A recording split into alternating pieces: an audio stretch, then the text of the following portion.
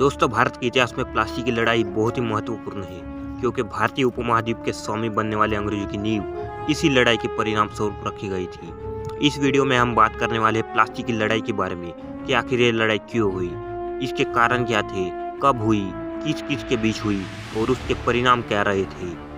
ये समझने के लिए सबसे पहले जानते हैं संक्षिप्त में मुगल साम्राज्य के बारे में। 1526 ईस्वी में पानीपत की प्रथम लड़ाई के बाद जहीरुद्दीन मोहम्मद बाबर ने मुगल साम्राज्य की नींव रखी थी।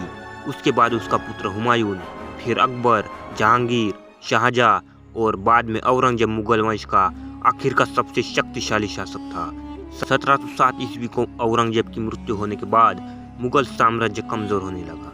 उसके विभिन्न प्रांतों ने अपनी अपनी स्वतंत्रता घोषित कर दी, जिसमें बंगाल के नवाब अलीवर्दी खान ने भी मुगल साम्राज्य से स्वतंत्र होकर 1740 ईस्वी में बंगाल पर अपना अधिकार कर लिया। अलीवर्दी खान का काल बंगाल की उन्नति का काल था। उसके शासनकाल में व्यापार बढ़कर बंगाल फल फूल रहा था। वह बंगाल में शांति तथा सुव्यवस्था स्थापित करने में पूरी तरह से सफल रहा। उसी वक्त अंग्रेज और फ्रेंच भी बंगाल में व्यापार कर रहे थे। 1717 ईस्वी में मुगल बादशाह फर्रुख सियार के द्वारा अंग्रेजों को निःशुल्क समुद्री व्यापार करने की अनुमति मिली थी। हुगली, कलकत्ता और कासिम बाजार, इन ठिकानों पर अंग्रेजों ने फैक्ट्रियां स्थापित किए थे। अलीवर्दी खान को कोई पुत्र नहीं था, सिर्फ उनकी 3 बेटियां थीं। बड़ी लड़की घसडी बेगम को कोई संतान नहीं थी। दूसरी और तीसरी को एक एक पुत्र था, जिसका नाम शौकत जंग और सिराज उद्दौला था। वे सिराज उद्दौला को बहुत ही प्यार करते थे। उन्होंने अपना उत्तराधिकारी भी उसी को ही चुना था। उनकी मृत्यु 1756 ईस्वी में होने के बाद सिराज उद्दौला ही बंगाल का नवाब बना। आगे जाकर बंगाल की राजनीति में अंग्रेजों का हस्तक्षेप बढ़ने लगा और नवाब और अंग्रेजों के बीच संबंध बिगड़ने लगे। उसी के परिणाम स्वरूप 23 जून 1757 ईस्वी को प्लासी की रणभूमि में नवाब सिराज उद्दौला की सेना और अंग्रेजों की सेना के बीच लड़ाई हुई। इसी लड़ाई को प्लासी की लड़ाई कहा जाता है। इस युद्ध के कारण इस प्रकार थे। नवाब का आंतरिक संघर्ष। अलीवर्दी खान की मृत्यु के बाद जब सिराज उद्दौला बंगाल का नवाब बना, तब उसे शौकत जंग से संघर्ष का सामना करना पड़ा, क्योंकि शौकत जंग भी अपने आप को नवाब का सही उत्तराधिकारी समझता था और अलीवर्दी खान का प्रधान सेनानायक मीर जाफर भी शासन तंत्र को अपने नियंत्रण में लेना चाहता था और घसडी बेगम भी उसे गद्दी से हटाने के लिए षड्यंत्र करने लगी। ये सभी बातें सिराज उद्दौला जानता था। उसने इस आंतरिक संघर्ष को सुलझाने का प्रयास किया, क्योंकि इसी के चलते बंगाल की राजनीति में अंग्रेजों का हस्तक्षेप बढ़ने जा रहा था। उसने शौकत जंग के विरुद्ध सैनिक करके उसे अपनी अधीनता स्वीकार करने को विवश किया और घसडी बेगम को भी उसने बंदी बना लिया। अंग्रेजों द्वारा नवाब के विरुद्ध षड्यंत्र। प्रारंभ से ही अंग्रेजों की आंखें बंगाल की ओर लगी हुई थी, क्योंकि बंगाल एक धनी प्रांत था। अगर बंगाल पर कंपनी का अधिकार हो जाता है तो उससे अधिक धन कमाने की आशा थी। इतना ही नहीं, विदेशी व्यापारी को भी नवाब के विरुद्ध भड़काने लगे थे, जिस कारण नवाब अंग्रेजों से घृणा करने लगा। व्यापारिक सुविधा का दुरुपयोग।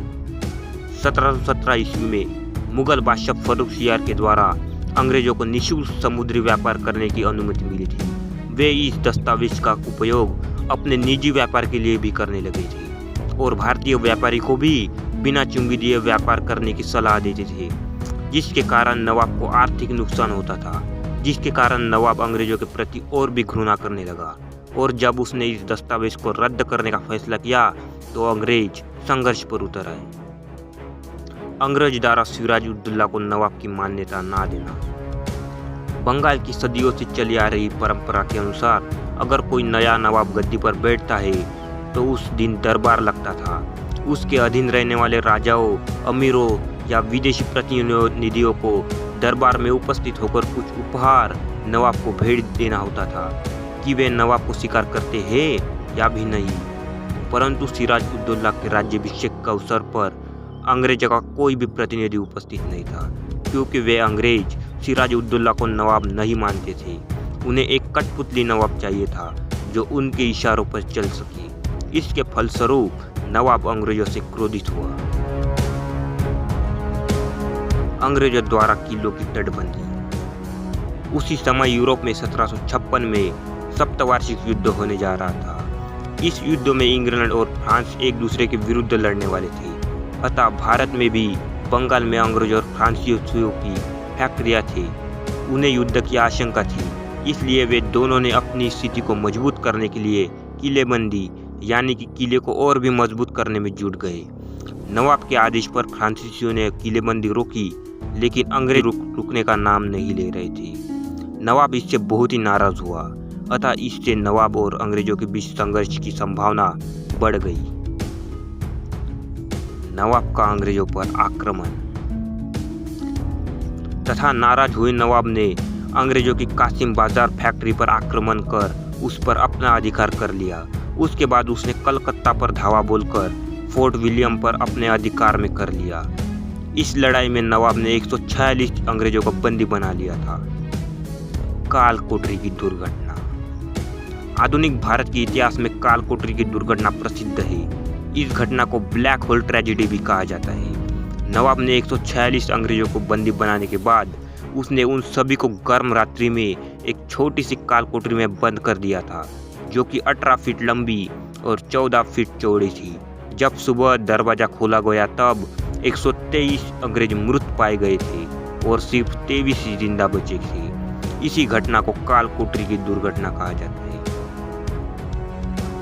अंग्रेजों का कलकत्ता पर पुनः अधिकार। जैसे ही कलकत्ता में हारे जाने की सूचना मद्रास पहुंची, तब रॉबर्ट क्लाइव और एडमिरल वाटसन ने अपनी सेना लेकर मद्रास से बंगाल की ओर कूच कर दिया।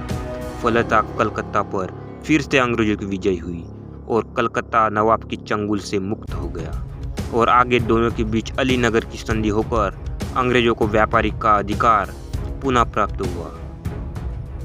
मीर जाफर के साथ गुप्त संधि। अलीनगर की संधि से क्लाइव संतुष्ट नहीं था। उसे 123 अंग्रेजों की मृत्यु का बदला लेना था। उसने नवाब को पदच्युत करने के लिए षड्यंत्र रचा। उसके साथ नवाब के कई लोग थे, जैसे कि प्रधान सेना नायक मीर जाफर, व्यापारिक जगत सेठ राय दुर्लभ आदि।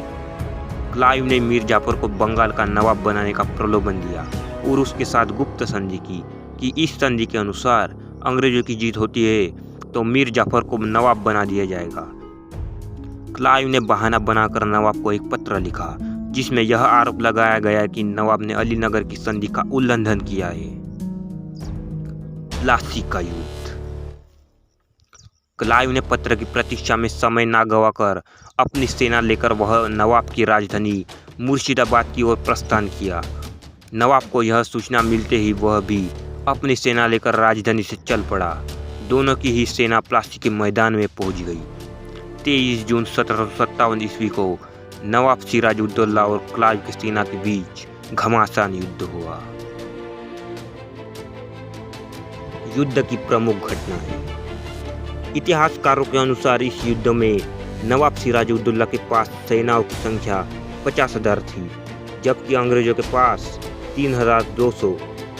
जब इस युद्ध में सिराजुद्दौला की विजय साफ दिखाई देने लगी थी, तब उसने सेना नायक मीर जाफर के नेतृत्व में सेना के बहुत बड़े हिस्से ने युद्ध में भाग नहीं लिया, क्योंकि क्लाइव ने उसके साथ संधि की थी और वह अंग्रेजों के साथ मिल चुका था। मीर जाफर युद्ध में बड़ी टुकड़ी के साथ तमाशा देखता रहा। जब सिराजुद्दौला को पता चला कि उसका सेना नायक मीर जाफर विश्वासघात कर रहा है, तब वह अपनी जान बचाकर युद्ध के क्षेत्र से बाहर भागकर मुर्शिदाबाद पहुंचा और वहां से अपनी पत्नी के साथ पटना भाग गया। इतिहासकार के अनुसार कुछ समय के पश्चात मीर जाफर के पुत्र मीरन ने सिराजुद्दौला की हत्या कर दी और इस प्रकार प्लासी की लड़ाई में अंग्रेजों की विजय हुई और नवाब सिराजुद्दौला की पराजय। लड़ाई के परिणाम। भारत में ब्रिटिश साम्राज्य की स्थापना। इस लड़ाई के परिणाम स्वरूप अंग्रेजों की विजय हुई।